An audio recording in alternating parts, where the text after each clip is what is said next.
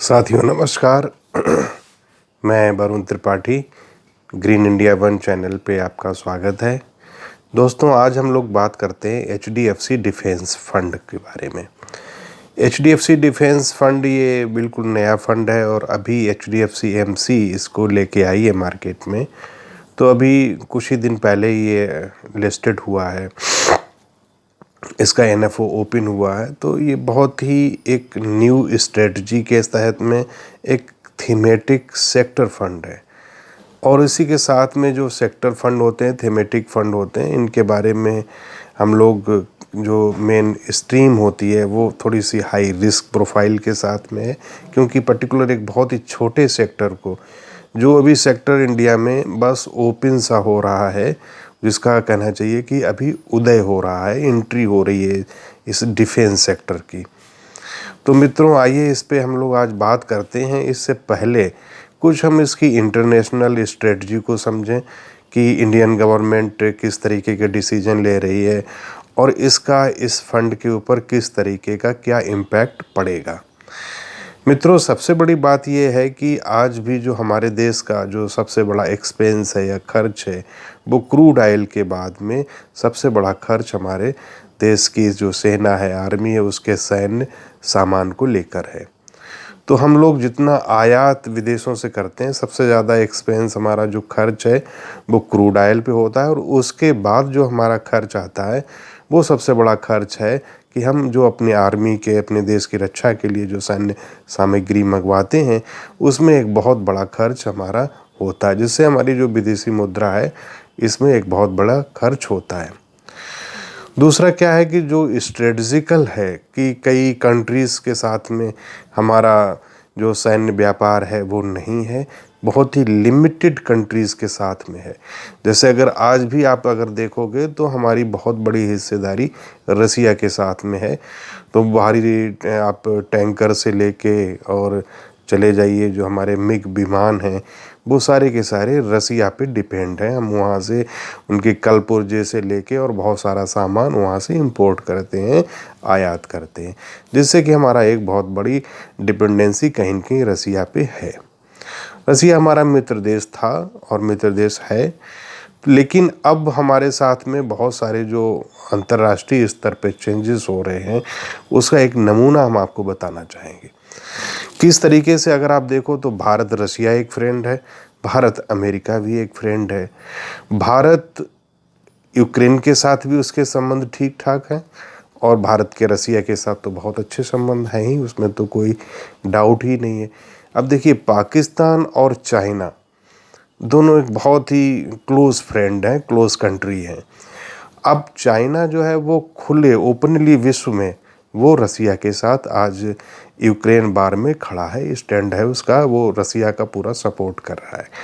पाकिस्तान वो बाया यूरोप और उसके अमेरिका के साथ मिलके बहुत सारा अपना हथियार जो वहाँ का है, गोला बारूद बना के वो यूक्रेन को सप्लाई दे रहा है।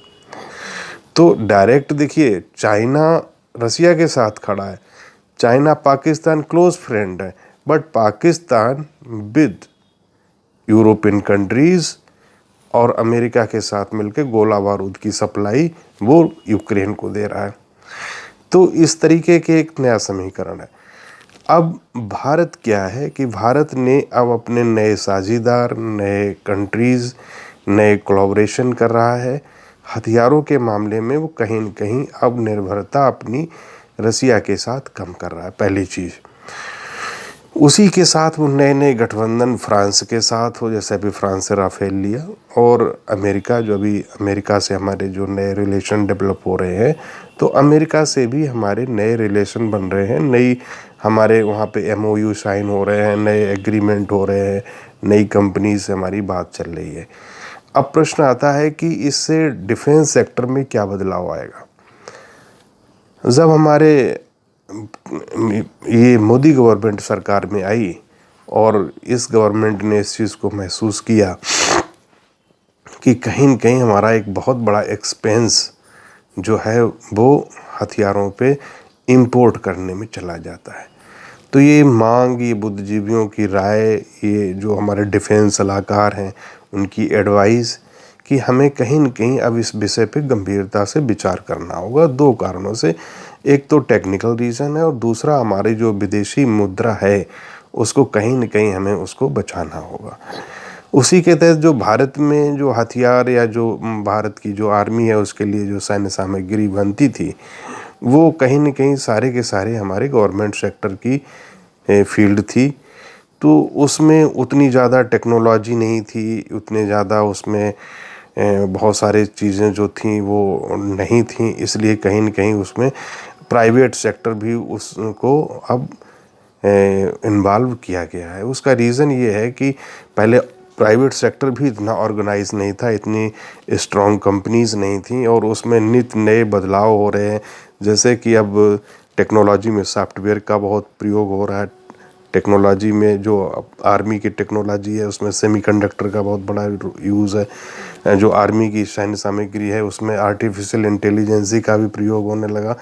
और जो नई सबसे बड़ा चैलेंजेस है कि अब हमें ड्रोन पे बहुत बड़ा काम करने की आवश्यकता है। तो इन सारे पहलुओं को देखते हुए जब अरुण जेटली जी रक्षा मंत्री थे तो पार्लियामेंट ने एक बिल पास किया और उसके बाद में ये हुआ कि हम प्राइवेट सेक्टर को भी टेक्निकली पार्टनर बनाएंगे, पूरा का पूरा नहीं देंगे, लेकिन जो हमारी गवर्नमेंट के जैसे हिंदुस्तान एरोनॉटिक्स लिमिटेड है या इस तरीके की जो और सारे गवर्नमेंट की कंपनी हैं उनकी हम एक साझेदारी, एक पार्टनरशिप हम प्राइवेट सेक्टर के साथ में मिलके करेंगे।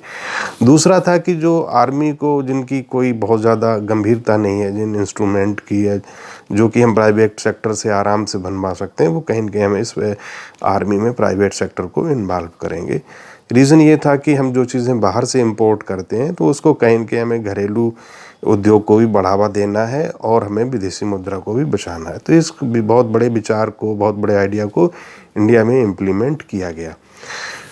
उसी के साथ क्या हुआ कि भारत में भी कई सारी ऑर्गेनाइज्ड और एक अच्छी लास्ट 10 साल में देखोगे तो एक बहुत अच्छा मार्केट धीरे धीरे डेवलप हो रहा है, ग्रो हो रहा है। और ये जो इंडियन आर्मी है, इंडियन गवर्नमेंट है, वो कहीं न कहीं अब ऑर्डर मेक इन इंडिया में ही देना चाहती है। तो ये एक बहुत बड़ा बदलाव आ रहा है और आगे नेक्स्ट 10 सालों में, 15 सालों में एक बहुत अच्छा सेक्टर इंडिया में उभर के सामने आएगा। दूसरा क्या हुआ कि बहुत सारी क्वालिटीज़ जो इंडियन कंपनीज़ हैं या जो छोटे छोटे इंस्ट्रूमेंट हैं उनके जो ऑर्डर हैं, उनकी डिमांड भी जैसे ड्रोन का हो और बहुत सारे इंस्ट्रूमेंट हैं जो यूरोपियन कंट्रीज़ हैं उनकी, जैसे मलेशिया था, थाईलैंड, ये छोटे छोटे और कंट्रीज़ हैं उनकी आर्मी को वेपन्स देना, और तो उस तरीके के हमें विदेशों से भी आर्डर मिलना प्रारंभ हो गए हैं। तो ये बहुत ही एक इस गवर्नमेंट की एक सक्सेस स्टोरी है कि जो इस पे सेक्टर पे ध्यान दिया और ये इसको कहीं न कहीं ये आगे लेके जाएगा। तो इसकी गंभीरता को, इसकी स्ट्रेटजी को समझते हुए एचडीएफसी ने एक एचडीएफसी डिफेंस फंड नाम से लॉन्च कर दिया। इस फंड की जो ब्यूटी है या खासियत है वो ये है कि ये केवल उसी सेक्टर में निवेश करेगी जो डिफेंस सेक्टर में होगा। जैसे कि आप एल&टी देख लीजिए, तो एल&टी एक टेक्निकल सपोर्ट के लिए आर्मी में एक बहुत बड़ा रोल कर रही है। तो बहुत सारे चीज़ों को उसने अभी टाई अप किया है, एमओयू किया है टेक्नोलॉजी को लेके, और बहुत बड़ी जो मिसाइल्स लेके और जो टैंकर तक हैं सब में कहीं न कहीं छोटा छोटा रोल अब वो पाने की या करने की दिशा में आगे बढ़ रही है। तो ये अब जब इस तरह की चीज़ें जब इंडिया में डेवलप होंगी तो कहीं न कहीं इसका जो एडवांटेज है वो निश्चित रूप से डिफेंस सेक्टर को मिलने जा रहा है। तो मैं निवेशकों की ये सलाह दूंगा, ये हाई रिस्क फंड है और इसमें तुरंत अभी 1, 2, 3, 4 सालों में रिटर्न बनने की संभावना कम है। इसमें अगर निवेश करें तो एसआईपी के माध्यम से ही करें, लमसम के माध्यम से बिल्कुल निवेश ना करें। एसआईपी के लिए ये बहुत अच्छा है, अगर आप पोर्टफोलियो में एक छोटा सा निवेश इसमें करना चाहते हैं तो ज़रूर इसको रखना चाहिए, क्योंकि ये एक फ्यूचरिस्टिक स्टॉक है। क्योंकि देश की जो इंडिया की स्थिति, एक तरफ चाइना है, एक तरफ पाकिस्तान है, तो हमें हमेशा से भी चाहे ख़ास करके जो हमारा समुद्री इलाका है वो बहुत लंबा है, समुद्री तट बहुत बड़ा है, तो हमें उसकी रक्षा करने के लिए हमेशा वेपन्स की, सबमरीन्स की और बहुत सारे इसमें ज़रूरत पड़ेगी। तो ये सेक्टर एक बहुत अच्छा सेक्टर उभर के आया है। तो मित्रों, मैं ये सलाह दूंगा कि इस HDFC डिफेंस फंड में आप एक छोटा सा एलोकेशन SIP के रूप से इसमें निवेश अवश्य करें। दूसरा क्या, ये जो HDFC लाई है वो इन्वेस्टिंग का जो वो है डिफेंस इंडेक्स फंड है, उसको बेंचमार्क बनाया है। तो अगर आप लास्ट 1 ईयर का अगर देखोगे तो लगभग 91% डिफेंस इंडेक्स फंड ने रिटर्न दिया है। अभी आज इंडिया में लगभग उस डिफेंस इंडेक्स में बड़ी 13 कंपनी शामिल हैं। तो उसमें से हिंदुस्तान एरोनॉटिक्स हो गई, इस तरह की पारस डिफेंस है। तो बहुत सारी कंपनियां अभी ग्रो कर रही हैं जो कि माइक्रो सेक्टर में हैं। तो वो भी कहीं न कहीं अभी बहुत जल्दी 5-10 सालों में एक बड़ा आकार लेंगी, एक बड़ा शेप में डिज़ाइन होकर सामने आएंगी। तो मैं अपने निवेशकों को और सुझाव ये दूंगा कि वो इसमें निवेश अवश्य करें, बट लेकिन SIP के ही माध्यम से करें। एक अच्छी AMC है और एक रिसर्च, एक थीम का भी सोच विचार के लाई है। तो हमें इस पे अवश्य विचार करना चाहिए और एक छोटा अमाउंट एलोकेशन के रूप में इसमें अवश्य रखना चाहिए। आप लोग ग्रीन इंडिया वन से जुड़े, बहुत बहुत धन्यवाद, बहुत बहुत आभार।